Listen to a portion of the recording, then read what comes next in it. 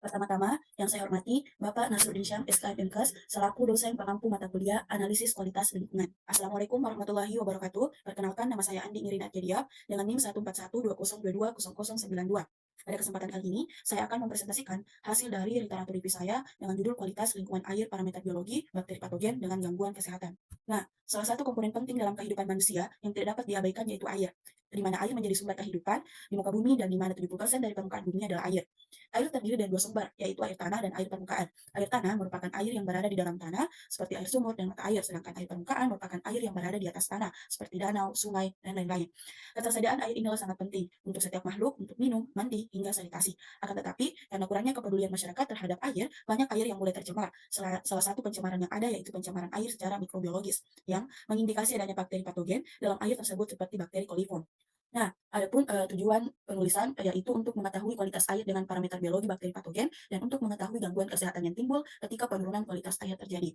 Adapun metode yang digunakan yaitu berbentuk literatur review dengan sumber yaitu Google Scholar dan Multidisciplinary Digital Publishing Institute atau MDPI. Nah, berdasarkan hasil pencarian jurnal, terdapat 6 artikel terpilih yang sesuai dengan kriteria inklusi dan eksklusi. Dari ke-6 artikel, 3 diantaranya terdapat penjelasan terkait kualitas air dengan parameter biologi, sedangkan sisanya membahas lebih spesifik terkait dampak pencemaran air terhadap kesehatan.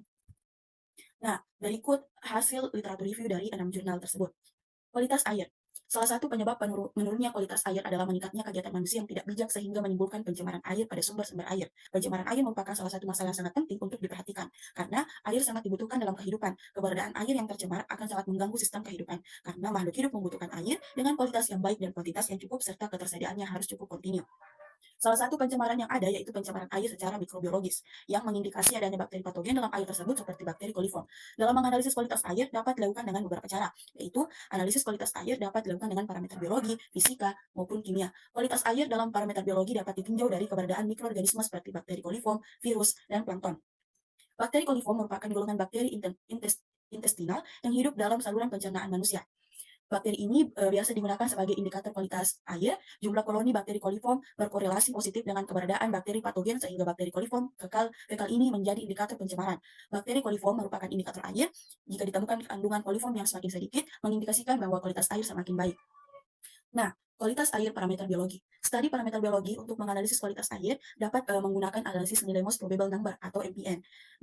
Dalam analisis most probable number atau MPN dilakukan dalam 2 tahapan, yaitu tahap pendugaan untuk mengetahui keberadaan coliform terkandung dalam sampel air dan tahap penegasan untuk menegaskan adanya coliform. Tahap pertama yaitu tahap pendugaan.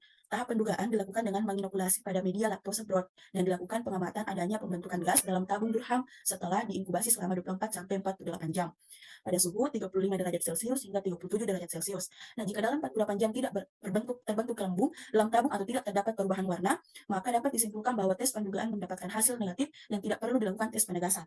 Tahap kedua itu adalah tahap penegasan. Tahap penegasan dilakukan dengan penanaman pada media brilliant green lactosa bahan broth dan diamati terbentuknya gas dalam tabung Durham setelah diinkubasi pada suhu 45 derajat Celcius selama 48 jam. Hasil kemudian dibandingkan dengan tabel MPN formula Thomas. Selanjutnya yaitu pencemaran air dan gangguan kesehatan. Di Indonesia, akses terhadap air bersih itu masih menjadi masalah. Sebagian besar air tawar yang digunakan berasal dari air sungai, danau, waduk, dan sumur. Pesatnya pembangunan wilayah di Indonesia dan laju pertumbuhan penduduk yang tinggi membutuhkan air dalam jumlah yang banyak, yang seringkali kita tidak tersedia untuk penduduk. Oleh karena itu, pembangunan yang baik adalah juga penyediaan kualitas dan kuantitas air bersih. Pencemaran air merupakan masalah yang berdampak buruk pada keberlanjutan sumber daya air. Tidak hanya itu, tetapi juga mempengaruhi tanaman dan organisme hidup. Kesehatan penduduk dan ekonomi, sungai bisa tercemar dengan bakteri yang secara bersamaan menunjukkan berbagai kondisi hidrologi karena berbagai masukan air tanah dan mata air. Penurunan kualitas air permukaan merupakan dampak dari aktivitas antropogenik di wilayah studi akibat pesatnya industrialisasi serta tingkat pencemaran lingkungan yang tinggi. Sering dikaitkan dengan pengelolaan limbah dan kotoran yang tidak tepat, tersebar luas di antara pemukiman informal di daerah perkotaan di negara berkembang. Air yang tercemar oleh limbah organik, terutama limbah yang berasal dari industri olahan bahan makanan, merupakan tempat yang subur untuk berkembang biaknya mikroorganisme, termasuk mikroba patogen. Mikroba patogen yang berkembang biak dalam air tercemar yang menyebabkan timbulnya berbagai penyakit sangat banyak dan semuanya merupakan penyakit yang dapat menular dengan mudah.